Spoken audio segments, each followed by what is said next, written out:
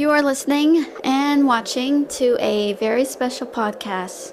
Alright, we're going to continue where we left off. Briar is in the world of Tokyo Ravens. Yay! Okay, here we go. In 3, 2, 1, go. Briar managed to listen to the story. I see. You guys are kind of like exorcists. Then there's some who are familiars. Some who can cast these kinds of spells and stuff. Huh. That's really hard to believe, but I'm starting to get it, Briar said. And the whole relative thing, romance. I'm not too creeped out, but thank you for explaining. Yeah, I'm so sorry. It's really just a family thing, and we've known each other since we were kids. That's cute. It's really sweet. I love that. A little childhood romance. I love it. Don't worry. It's okay. It's okay. I'm not getting the wrong idea once you explain the whole thing. Yeah, it's kind of awkward, isn't it? Not at all. Not at all. Actually, that's kind of better than my home life. Mine was pretty bad, but I'd rather not speak about it. Briar said. Natsume looked over at Randy. So, you're a half human, half nymph? Yep, pretty much. Wow, that's actually kind of cool. It is. My family, I have a lot of sisters. My dad died in the fire. But we're living pretty good, so nothing to it. And we all get along quite well, including with our mother. Wow, is your entire family beautiful? Yeah, you could say that, Randy said. Natsume couldn't help herself. Oh, it must be so beautiful. Dealing with an entire family? I bet your mother must have worked so hard. Yep, she sure has, but she's kind of traumatized from the fire, Randy said. Briar patted Randy on the shoulder. I know. But hey, look at her. She's smiling, she's happy, but I doubt she would ever go across fire again.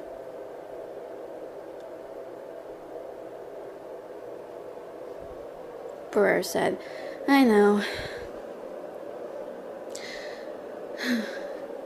Harutora looked over at Briar. So, what do you mean about your family life? I told you, I really don't want to talk about it, but I'll give you a few hints. Daddy wasn't so much of a great guy, as I would quote. Oh. Oh, that's rough. Natsume agreed. Briar chewed on her dessert as she swallowed and smiled. It's alright. If there was some different circumstances, maybe I didn't have to go and deal with this crap. Oh, man. I have a really bad feeling that some of you really are going to be in great danger. Yeah, but it's alright, we can deal with it, Natsume assured Briar and the others. Natsume couldn't help but look over at Maggie, her vibrant red hair, and also she looked like a complete wreck, but she seemed content with Suzuka, the blonde girl. The blonde was pretty much a pompous-looking girl, but she was nice enough.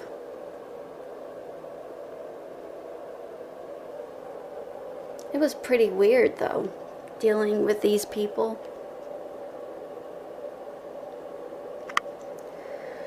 Briar had to smile. I'm sorry you had to see me stomping on that creature's head.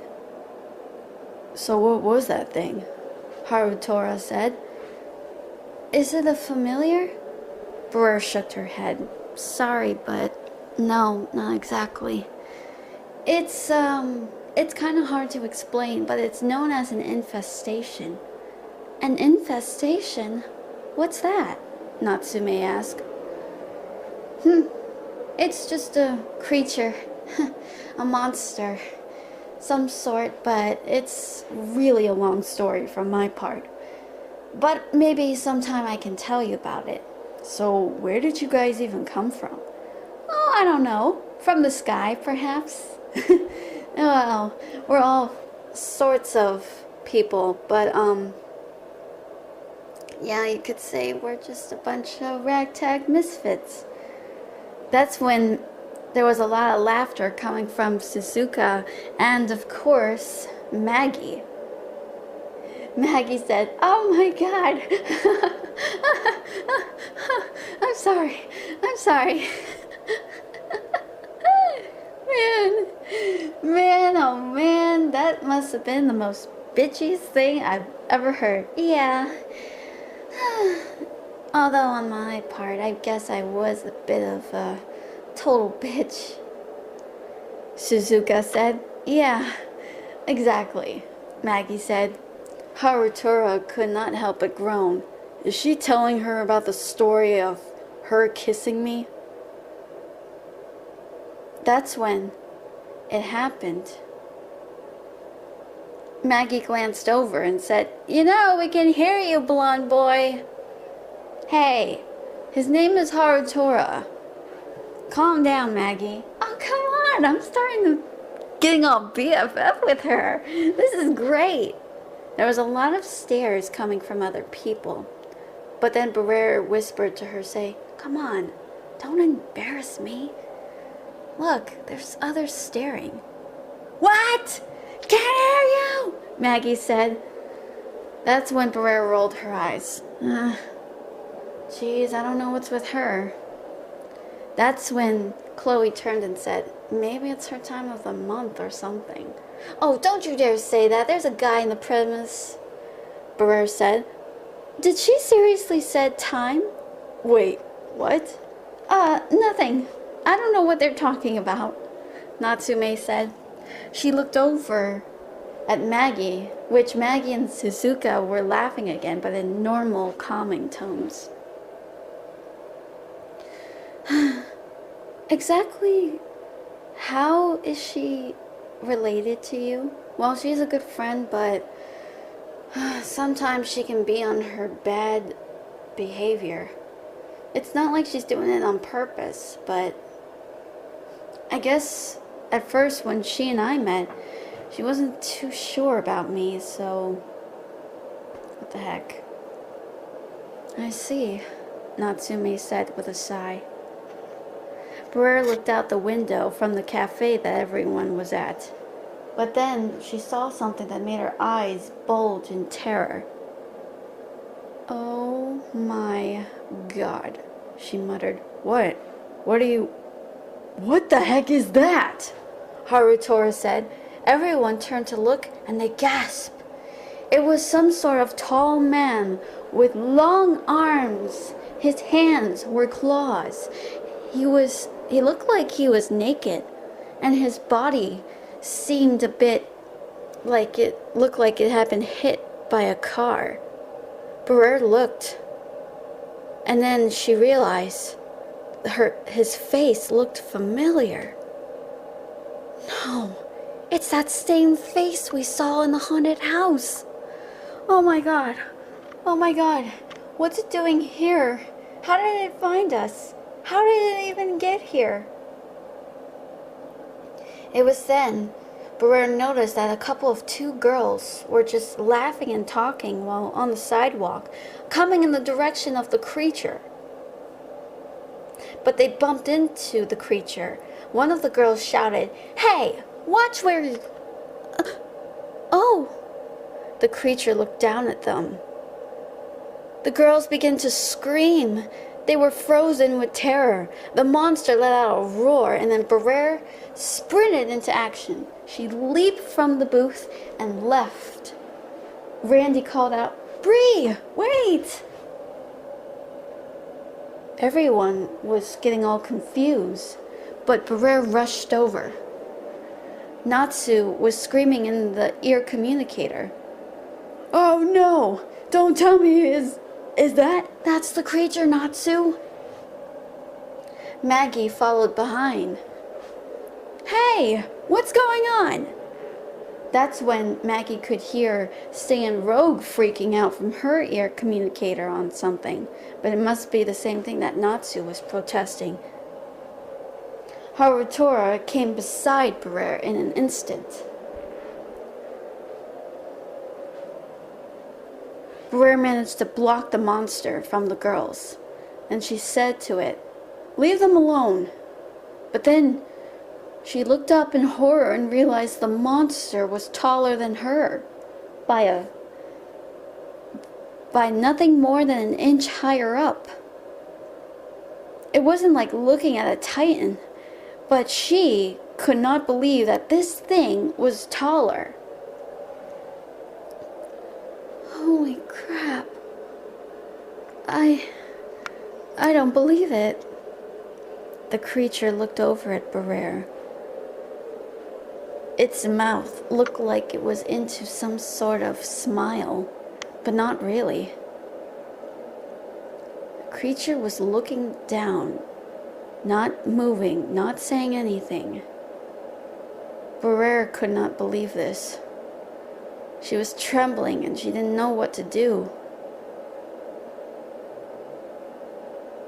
That's when the creature grabbed Briar's face in its claw-like hands and stared even closer. Harutaro had to think fast, so he and Natsume managed to take down the monster. The monster let out a scream, but suddenly that infliction that was made from the spell was healing from its body. Briar gasped. "It can heal fast. Oh my god." The monster screamed at the top of his lungs and charged at everyone. "Run!" Briar cried out. Everyone ran. "What the heck is this thing? I've encountered it before. Holy crap. I saw it in this haunted house that I was in once, and it tried to follow me." "What? You mean you encountered this thing before?"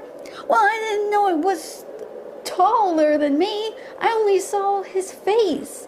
It looked so ghastly." "I can't believe that spell didn't even work," Natsume said. "Well, what did you expect? That thing's not familiar, is it?" "Will you stop? Both of you, be quiet," Briar said. "This is not the time to argue." She managed to run faster on her heels, but that thing was still behind them. They all tried to use spells, use something, but that creature would not stay down. Briar thought, what if this thing is immortal? I don't know if it is an infestation, is it? Holy crap! It can heal fast?